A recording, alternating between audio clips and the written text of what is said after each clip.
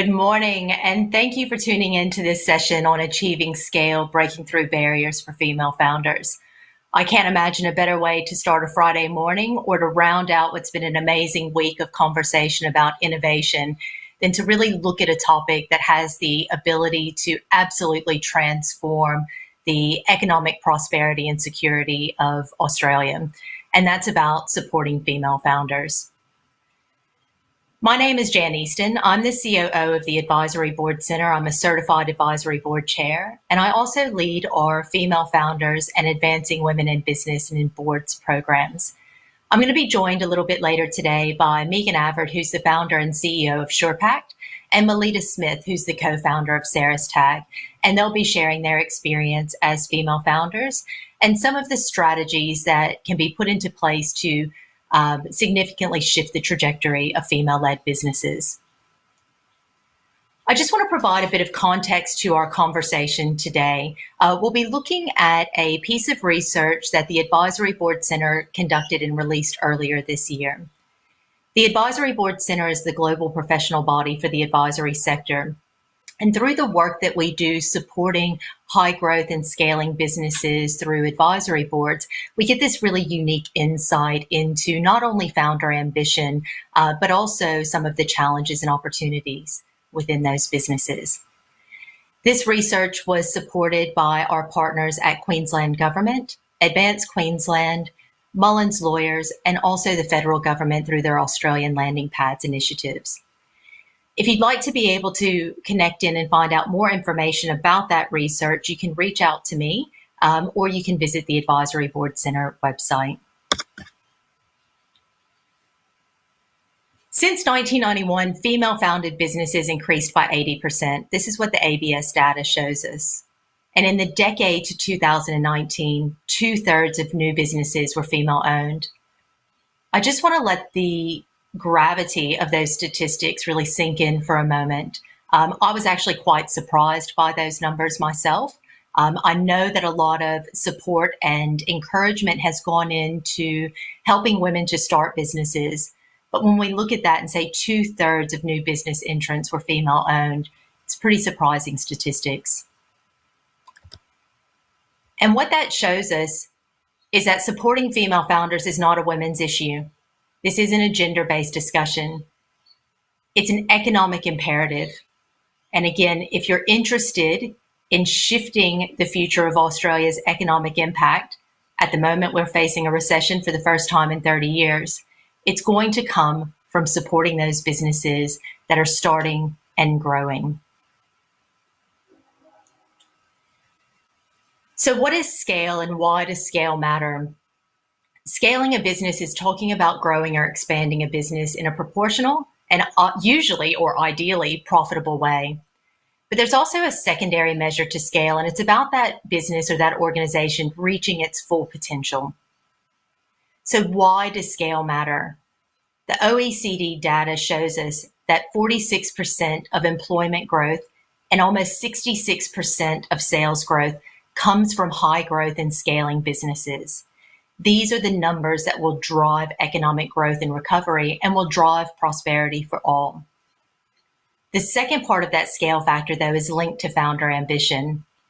And as I'll show you in the data in just a moment, what we found is that for female founders that were starting their businesses, 91% had an intention to significantly grow their business in the next 18 months. We want to see more of that founder ambition realized. So the scale journey, it's a little bit messy. It's not always that nice, smooth hockey stick growth that we like to put into our cash flow projections. It's a bit bumpy. And what we know is that female founders are not necessarily looking for business to be easy, but they want it to be fair. And what we found in our data is that 65% of female founder businesses generated annual revenue under $500,000 annually. So there's a bit of a new glass ceiling there in business ownership. They had a desire to grow. They wanted to scale their businesses, but there were some issues that were affecting their ability to significantly shift that trajectory. 91% identified growth as an opportunity in the next 18 months. So we wanted to dig into this and find out why and what are some of the practical strategies that can be put into place to help shift these numbers. Scale is not a guarantee, right? So this isn't about affirmative action to make more unsustainable businesses get bigger. What we actually want to see is that for those female-led businesses, that all the pieces of the puzzle are coming together in the right way and that they're able to build really robust, sustainable, growth-oriented businesses that are also able to generate a positive return for the business owner and the shareholders. So it requires the different pieces of those puzzle to come together in the right way, but also the right support networks to come together to support that. So the founder support ecosystem has an absolute role to play here. A lot of the discussion, and it's an important part of the discussion, tends to focus on venture capital funding and the really small amount of venture capital funding that goes to female-led businesses. But that's really just one piece of the conversation. And if we overly focus on venture capital or equity funding, we potentially miss the opportunity to bring the other pieces of the support ecosystem into the discussion and have them really step up and step forward to look at the potential strategies and practical action that they can take to support female founders. Government absolutely has a role to play, but so does the whole funder and investor network. And that's everything from banks to venture capital to even people through their procurement strategies. Business groups and accelerators really need to make sure that they're targeting the right kind of information and support networks and expectations to female founders. Professional service providers need to make sure that they're providing the right advice at the right time. Advisors and directors absolutely have a role to play in helping those female founders to really guide their businesses to scale. And we also have to recognize the role of personal support networks. And those are the networks that support the individual separate from their role as the founder. So who looks after that business owner or that founder from a personal standpoint?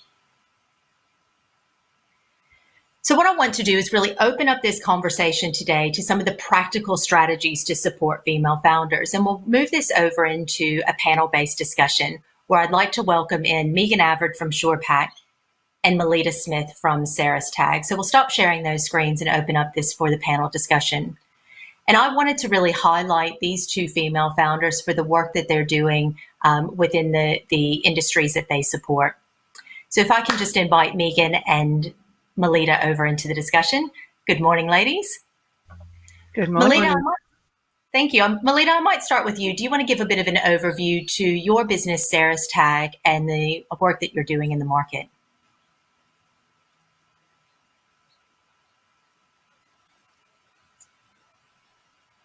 We might just be having... Oh, thank you. If you can just start again, Melita, we just had a little delay on the audio. Okay. So Sarah's Tag is a comprehensive animal monitoring platform. We monitor for provenance, welfare, and management, and we're an automated data flow. And we go through we are the first in the world direct from animal to satellite to cloud, and then into your software. So we have no infrastructure, we have no subscriptions, and we're super excited to be supporting the animal welfare and provisioning of oh my goodness, I've got nervous, of provenance and management. Fantastic. And I think nerves are a good thing because they show that you actually care about what you're talking about. So thank you, Melita. And I'd like to really explore a little bit more about the work that Sarah's Tag is doing and that journey for you as a female founder in a moment, because it's a big problem you're solving, and it's within a fairly traditional industry as well. So we'll circle back to that and learn a little bit more about Sarah's Tag. Megan Avard from SurePack, thank you for joining us as well. Megan, do you just want to share with us a little bit about SurePack? Sure. Thank you, Jen. I'm just going to check, can you hear me? Absolutely. Beautiful. Thank you. SurePact is a company that I started 3 years ago. SurePact is a risk management platform that delivers end-to-end the delivery of projects, their child contracts, and manages the funding streams of whether that comes from taxpayers' money or grant funding through to asset realisation. Our first portfolio is within local government, and we have deployed in our last 2 years, in our 2 years, to 14% of the Queensland local government market who are using our software that helps them manage the overruns of scope, cost and time blowouts. So the solution is growing at a great rate of knots, allowing our local government construction and project consultancy companies to be able to deliver their projects on time and on budget and within scope. Fantastic. And I think what really inspires me about the work that both of you are doing with your teams in the business is, as I said, these are big problems that you're solving, and they weren't easy from the outset. Many people would have looked at it and said, it's too hard, it's too traditional. Often you can't pick a harder customer to sell to than government and infrastructure and construction, as well as if you look at, again, a traditional-based industry like agriculture, to say there's a different way and a better way to be able to do things. What I'd like to do is really, I guess, acknowledge what is the traditional elephant in the room around supporting female founders, which is funding. And I'd really like to be able to explore your experience with funding and your views on what are some of the practical strategies, not only that female founders can take when looking at ways to fund their business, but also what can the ecosystem do to support them? So Megan, I might actually start with you because you were very strategic in the way that you approached funding for your business. It's an interesting topic because every day, every week, I find another hurdle that I didn't actually know existed. But for SurePact, we're a bootstrapped company. I'm the sole founder, sole female non-tech founder, and I don't like to put those into a sentence because sometimes they can be a negative, but I look at them as a positive in the market. So bootstrapped, like many, started in the home office, which is where we are now, and then I strategically positioned ourselves to source grant funding. So for the first year, I was the CEO and founder of a briefcase. The good thing is I was able to make decisions and answer those decisions without too much complication.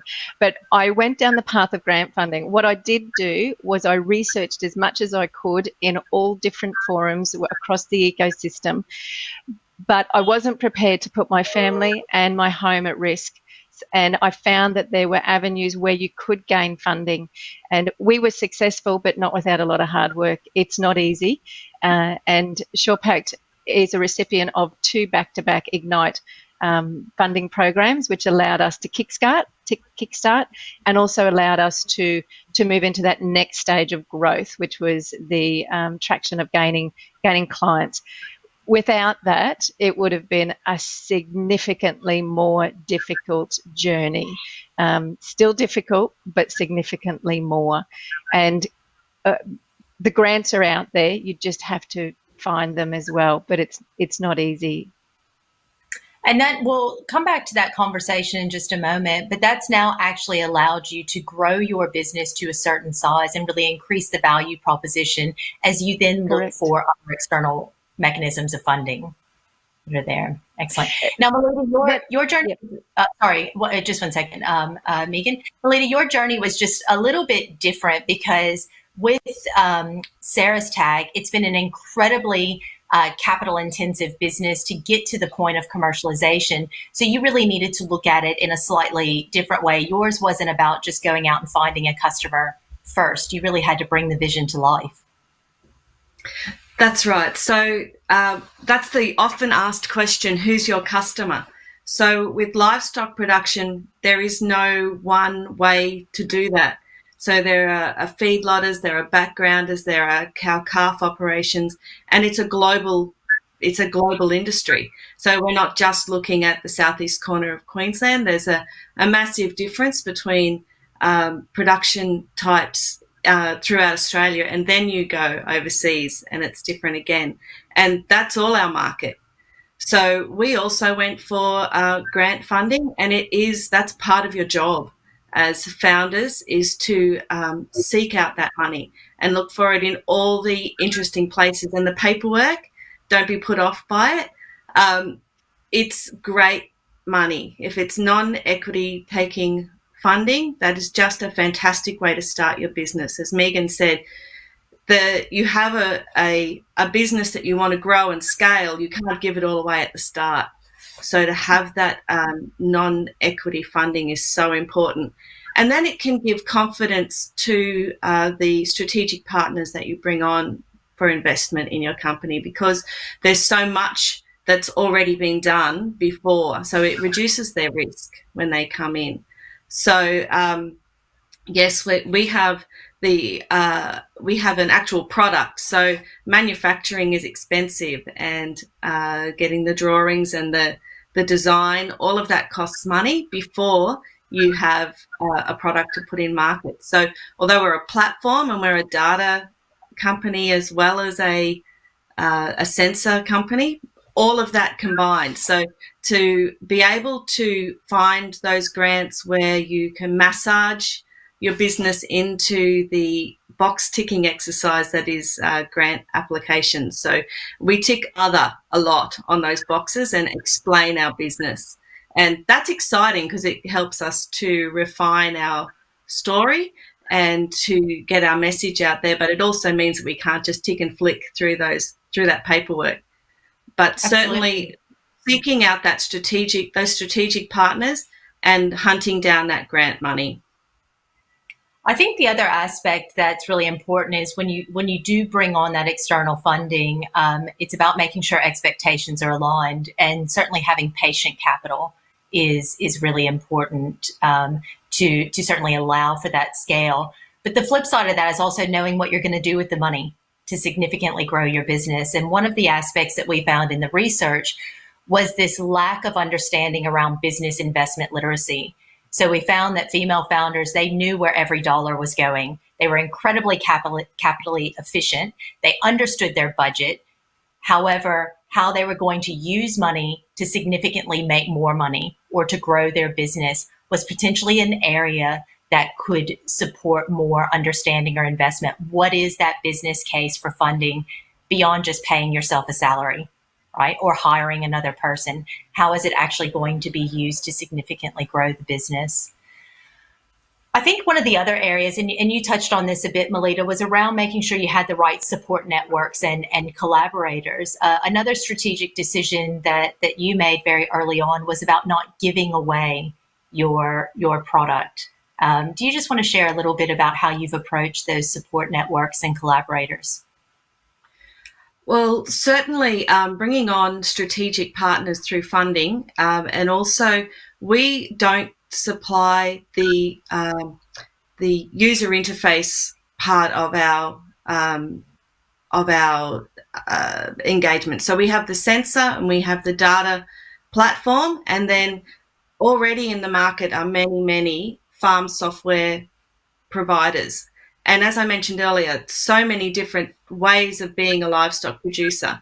So there's also software that's catered. It already exists in the market. So we have a permissions-based access to that data, and it's with a familiar software. So we needed to have those relationships. We have to control our costs, which is, of course, as you said, to be efficient with the money that comes in. To control our costs, we have a lot of contractors that have milestones. We have our own milestones, and that's how investors know that the money they put into us goes to and is being used on the business. You can see as we approach and hit each of those milestones. So that way we grow the value of the company. We make sure that we keep advancing our development and getting closer and closer to our commercial release next year. So that's really, really important. If you're going to be taking people's money on board and they're not going to get that dividend or cash return straight away, they need to be able to see what you're doing with that money. And milestones are a great way of being able to do that. Megan, you've also been... Sorry. with the strategic partnerships then is making sure that the people that come on board understand that this is a journey. So whoever your collaborator is, we're going to start small and we're going to grow together. And to be patient, as you said, patient capital, be constantly in communication and see what it is we're doing, how we're tracking, and we have those deadlines that we strive for. And that's so important because patience is not about having low expectations, right? It's about still maintaining those high expectations, but making sure that you've got the right window for them to be able to be achieved. Now, Megan, you've also been able to achieve some really positive success, not only for SurePact, but ultimately for your collaborators and for your clients through the work that you've been doing. Do you just want to share a little bit about your approach to building out those strategic networks? One of the other things that we did, apart from strategically aligning ourselves to have revenue to help us grow, was a customer base very quickly. We, as I said, we've got 14% of the Queensland local government market deployed using our software. So as well as bootstrapping the grant funding, we've got client revenue. So we've been able to grow now. As I said, CEO and founder of a briefcase in my first year, we now have 8 staff full-time working in the company, which is an amazing achievement. Very, very proud of that achievement. But at the same time, strategically positioning ourselves with partners as well. So we don't have any investors from a capital perspective, but what we do have is strategic partnerships. So we are a global partner with Microsoft, announced in May this year. That was a 2-year journey to achieve that. And we also have other partnerships with different companies of technology to bring into our technology integrated to give our customers better value and giving them more. So we're listening to what they're actually after and achieving. But ultimately, the showcasing for us is our clients. And every one of our clients has actually achieved bottom line improvements by using our software, just by managing the risk of their projects and their contracts and having that full visibility and accessibility of what they're delivering. But equally, we've had 10% of the Queensland local government market working with us over the last 2 years to design out our solution as well. So it's also helping them to understand what digital transformation is, how it's actually going to be more efficient for their organisation. But instead of us telling them what they need, because ultimately that happens a lot, it's about listening to them and asking them, how do you want us to actually deliver what you need? And it's always been a mandate of mine. I think it's just one of the things that I like to learn as well. Every day for me is learning. Every day. Doesn't matter what the topic is in this environment, every single day. And our customers are our biggest asset, not because they're actually providing a revenue base, but because without them and without listening to them, our product doesn't get better. We have iteration releases every 3 weeks, and every 3 weeks I love telling my clients, your enhancements are going out this week, and they get excited. So for us, it's strategic alignment for revenue growth, strategic alignment with partners to help our business being stronger. And as Melita said, it provides a due diligence to others that are looking at you, that you are credible and reputable and that you are listening. But it's a strategic engagement with our clients. They're not just clients to me, they're actually part of our family and they're part of this journey. And it's very important for me to have all 3 of those working together. But and I think everyone does do the same, but I do know that our SurePact team go above and beyond, making our clients part of the business. I'm really glad that you touched on that concept of learning. By default, because of the nature of the business that both of you were in, you were operating from the beginning at the edge of your own knowledge capability, right? Because you're both non-tech founders using technology to really solve a problem that actually exists and needs to be solved that's there. You also had big ambitions and a global vision from the outset that's there. So, Melita, in your business, you've been really focused on making sure you surround not only yourself, but the entire Sarah's Tag team with really good quality support through both advisory boards as well as having a strong governance framework in place from the beginning. Do you just want to share a little bit about what that's meant to you as a female founder? Absolutely. So those partnerships, those strategic partnerships and those support networks, they are in all aspects of Sarah's Tag. So when you mentioned that I'm a non-tech founder, that's right. So as a co-founder, I'm not a tech founder, but producer. I come from a producer focus. So the end user is really at the front of my mind. If I don't want to be able to use it, then it's just cool tech, and it goes in that ag tech space that people don't adopt. It has to come from the people that we want to use. So right from the beginning, we had a producer advisor panel. So that's from people around Australia who have got different production systems, and they all fed in because, as Megan said, we're not out there telling people how to use our product and our platform.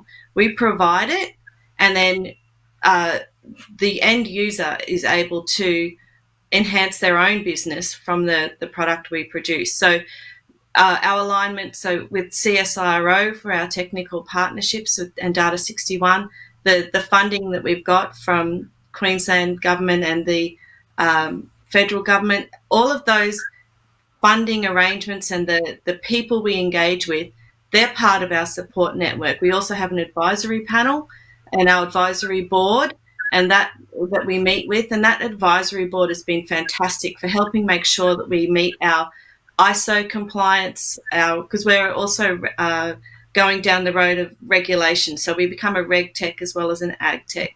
So we need to have those really good quality systems, and we've got a fantastic quality manager who takes care of quality and accreditations around the world. We're a data company, so we've got a fantastic data manager who takes care of that. And all of those people in our business need support. So the advisory panel helps us with that. The advisory board helps us with that. Then we have our governance board to make sure that we are compliant in all the areas of governance that is required. So compliance is really important to us, but those people involved, though, our tech partners, our manufacturing partners, our satellite partners, all of those, as well as being part of delivering the product, they support our knowledge growth and our expansion and global view. So our satellite partners are in America, our manufacturers are in Taiwan, and our design team here in Australia, and everyone collaborates and we all work together so that they, yes, help deliver the actual platform and product, but they support us as founders and a business as well. And our as Megan said, she's now got 8 people, so we're up to 6. We also started at the kitchen table. We have just recently, and then COVID came, so everyone had a corner office, is how we say it. Everyone we set up in their home office, and we continued to grow through that time. And it's through that engagement and those partnerships and those support networks that business didn't stop. We continued to have those conversations. The digital platforms, such as what we're using today, really enabled us to continue to build those relationships, and we just kept going. And I think it's the strength of those relationships that helped us not to stall, to just keep powering through to our end date. We now have invoiced pre-commercial prototypes that will be trialled in 9 countries around the world, and that'll be happening over Christmas and into the new year before our commercial release through our e-commerce platform that will be in May is what we're aiming for next year. So all of that, our software build out is happening through New Zealand. You know, all of this Australian and international partnerships that we have, it's through relationships, it's strategic, and it has to be ongoing. And our advisory board and our governance board has just helped. So with our big grand vision, and we think big and we have pipelines of products, but we've stayed really focused on delivery the whole way through that. Congratulations. I just want to let that sit for just a second and say congratulations, because what you and the team have achieved is phenomenal, and it's absolutely going to transform the industry, and I can't wait to watch the journey come to life. Now, Megan, you've also, that concept of that lifelong learning. When we were having a discussion about in preparation for this panel, we all had a bit of a laugh together about sometimes, you don't always know the right words, or you might not know the fanciest way to present something, but you know where you want to go, right? And it's about how do you close that gap. So you've really been able to connect in with some strategic supporters and support networks to help you as a founder in that journey, haven't you? I have, and the same as Melita. One of the things I did very early on, in fact, it was week one, was establish an advisory board approach. So I have an advisory board of 4 that has grown over the last 3 years, 4 very, very talented people with expertise in different areas. And the other component to that was the governance structure. And I think something, being a little bit older, being in your 50s and starting a technology company is quite a challenge. It's really scary. But the thing that you do bring to the table is the no BS factor. I haven't got time. I really actually just want to get on and get it going. And if I have a little failure, it's not really a failure. It's a learning of what not to do next time to bring it back up the other side. So I'm okay with that. But the advisors for me, I meet with them every 6 to 8 weeks, and it is an advisory board. And from that perspective, I treat them as a real board. They're very real to me. Everything that they say, I listen to, because there's a reason and an intent behind it. It's learning, and I have a wonderful balance of experience there. So I can't stress enough, for me and for other people in the ecosystem that I look for advice from, that advisory board, they're part of the family. They are the company. Every 6 to 8 weeks, I either get, great, this is good, let's look at this, or I get a little slap and go, what are you doing that for? And let's have a look at that again. And but also, I can ask. At any point, I can ask and go, I'm just not sure. I don't know about this. I don't know what to do next, or I've heard this. But the other thing that I do know for myself, and it's quite often said to me, is I'm not your typical textbook founder and startup CEO. I don't believe that you actually have to follow a textbook. I believe one of the things in particular is the pandemic this year is giving our younger generation an opportunity to learn to be resilient, which they haven't probably had. But for some of us oldies, we've actually already been through the GFC, and we've been through where interest rates were 17%, and we've been through harder things before. This is absolutely very, very hard. And like Melita said, in March, everyone panicked, but we've been able to come through as well. And I think it's that, and it's the same from the funding side and the investment side. Don't panic. Take a deep breath. Sit back. Have a look. Consult with your team. Even the youngest members of the team have something to contribute. But use the advisory board, and then use everyone in your ecosystem that you can fall back on. Your accountant, your lawyer, the Advisory Board Centre, people such as yourself, Jan, who are very willing to take a phone call. And even if you are in tears, it's okay as well, because everybody experiences ups and downs every day. So I can't stress enough, really, really take on board what's happening in your gut and look for answers. And even if it's a phone call to someone like Melita, who you go, I'm just having a bad day. Are you having a good day? Because that will help me feel better. So things like that will help you support you. All the tangible and all the non-tangible along the way. You've both shared your positive experience about receiving grant funding, and I think it's important that we focus on those positives, but the reality is you've both received a lot more no's in your time than you probably have received yeses. And one of the key things that I like to say is that no is not an answer, it's a challenge to find a different way. For that. One of the questions that we had coming through on the panel was specifically around the federal government's funding support around female founders, and maybe how there's been a feeling that that's been a bit slow to actually roll out. So one of the practical strategies that might be able to be explored around those grant funding initiatives is how can they make that process a little bit faster to be able to do. And from a founder standpoint, even though you've maybe looked at that funding, you haven't sat back and waited for it to come in. You've also been busy getting on with other things in your business, haven't you? Yeah. Do you mind if I answer to that one, Jan?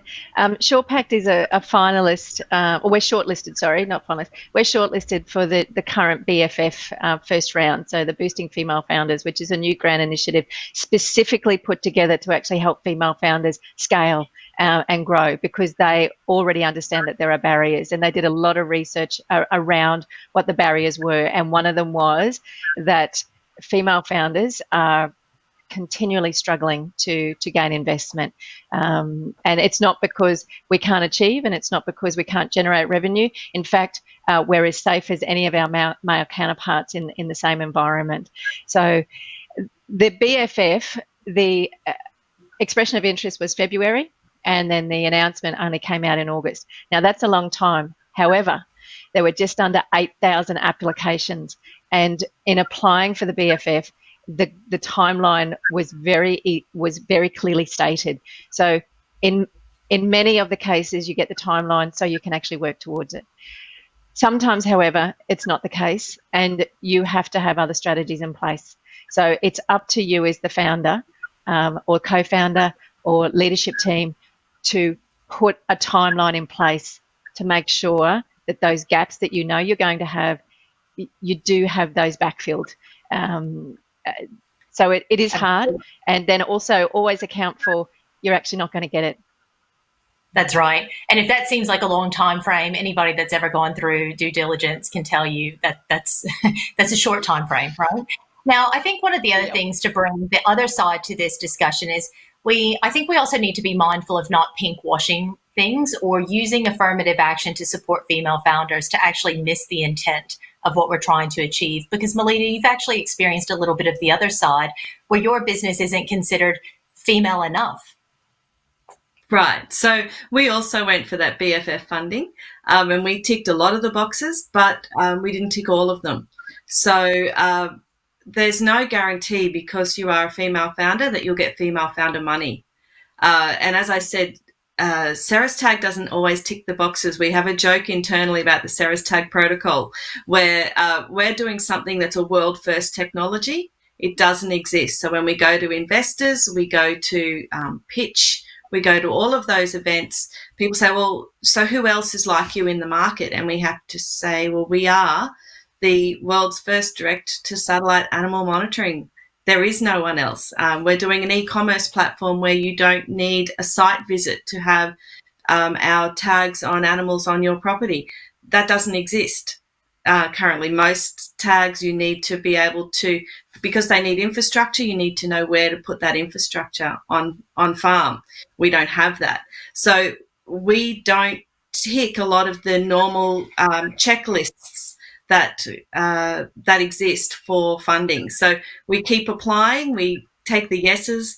Look, we look at all of the export grants, we look at what we can, R&D incentives, we look at everything. So don't just go for the, as you called it, the pink wash money. Don't go for just that money. If you've got a good business, back your good business. Have a really focused plan.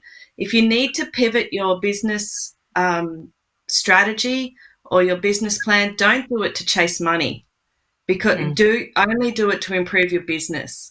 So there'll be plenty of pressure on you to adjust how your business should look, how to go after funding, but you have to stay funded, but your business has to be focused on the end game.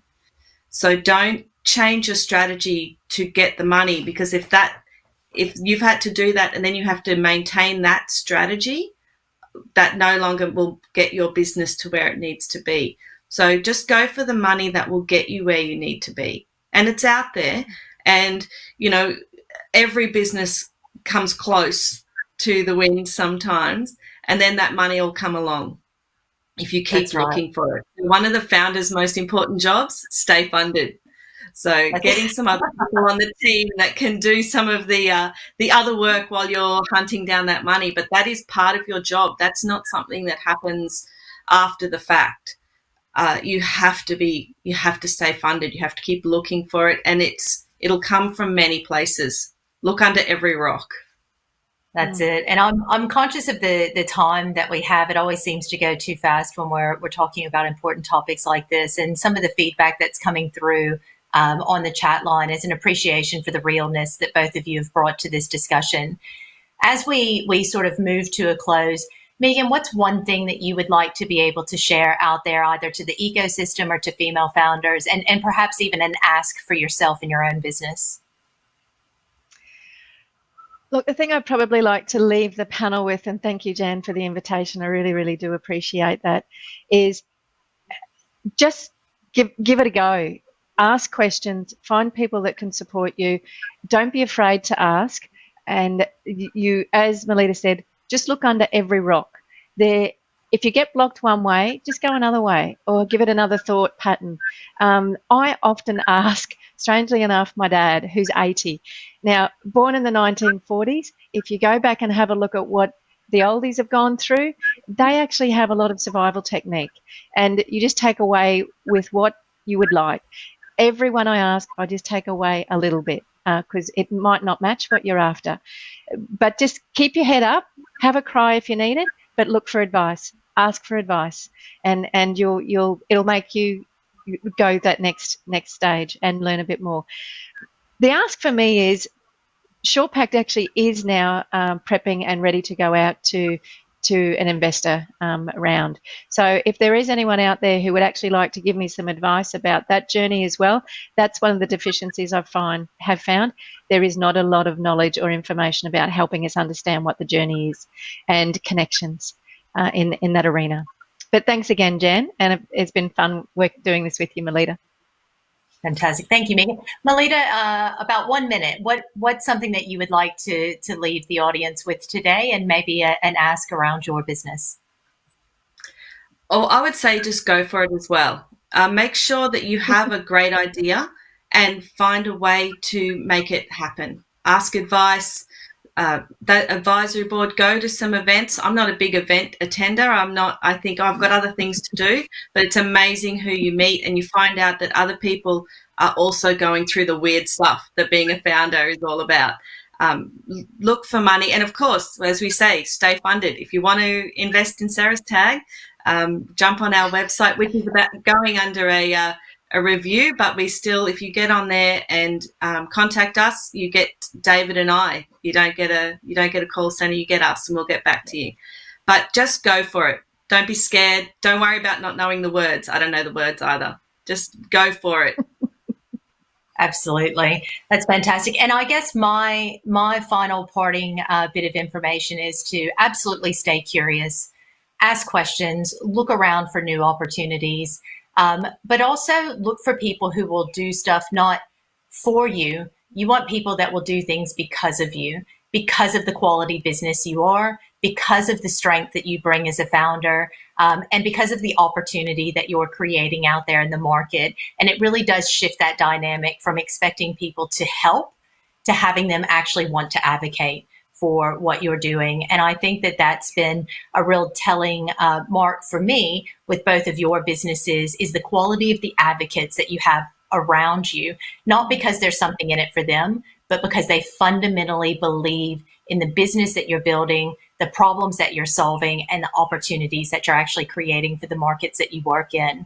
So I thank you both for not just joining me on the panel today, but for the work that you're doing, and hopefully the opportunity that you'll inspire in other female founders. So as we look to close out the session, we've got about a minute left. I would like to strongly encourage people to reach out. Connect in with Melita and Megan and myself on LinkedIn. Sometimes that can feel a little bit nervous to be able to do it, because we think, oh, should I ask that question? Should I reach out to that person? The worst that you're going to hear is a no, right? Or the worst that you'll hear is, I can't help you right now. So do that, reach out to that, be curious. Also, don't be put off by some of the things that were shared about what is hard. Right? So this shouldn't be about women in business looking for things to be easy. Again, we want to make sure that the structures are fair, and that the opportunities are evenly distributed around what's there. I do want to just acknowledge as well the men that have joined into this conversation today and tuned in, and there's been a little bit on sort of the chat line. This is not a conversation we can have in an echo chamber. As I said before, supporting women in business is not a women's issue. It's absolutely a business issue. So thank you both for your time today, and thank you to SparkFest for shining a light on this really important conversation as well. So I look forward to continuing the conversation offline with everyone. Thank Excellent. you. Thank you both.